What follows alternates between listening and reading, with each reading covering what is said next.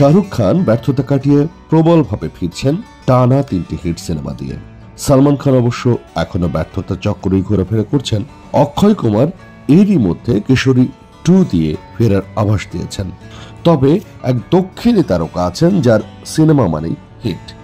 তার অভিনীত 8টি সিনেমা টানা 200 কোটি রুপি বা তারও বেশি ব্যবসা করেছে। কে এই তারকা? গত কয়েক বছরে এই অভিনেতার টানা 8টি সিনেমা 200 কোটি টাকার বেশি ব্যবসা করেছে, একটিও ফ্লপ হয়নি। কিন্তু এত সাফল্যের পরেও আগামী বছর চলচ্চিত্র জগৎকে বিদায় জানিয়ে রাজনীতিতে প্রবেশ করতে চলেছেন দক্ষিণী অভিনেতা। সাফল্যের দিক থেকে রজনীকান্তকে পেছনে ফেলে দিয়েছেন। এখন পর্যন্ত কোনো ভারতীয় অভিনেতার টানা 8টি সিনেমা 200 কোটি রুপি আয়ের এই কৃতিত্ব অর্জন করতে পারেননি।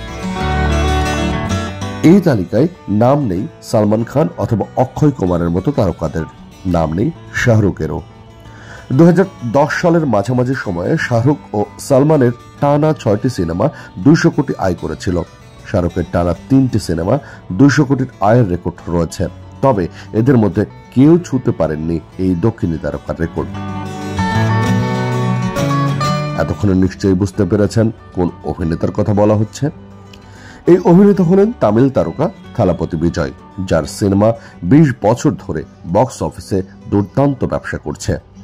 শুধু তাই নয়, 10 বছর ধরে হিট সিনেমা দিয়ে বড় তারকাদের পেছনে ফেলে দিয়েছেন এই অভিনেতা। 2017 সালে অ্যাটলের মার্শাল ছবিতে অভিনয় করেছিলেন, যেটি ছিল প্রথম 200 কোটি রুপি আয় করা ছবি। এরপর সরকার, বিগেল, মাস্টার, বেস্ট, ভারিসু, লিও এবং the greatest of all time এই সবকটি সিনেমা 200 কোটি রুপির বেশি আয় করেছে।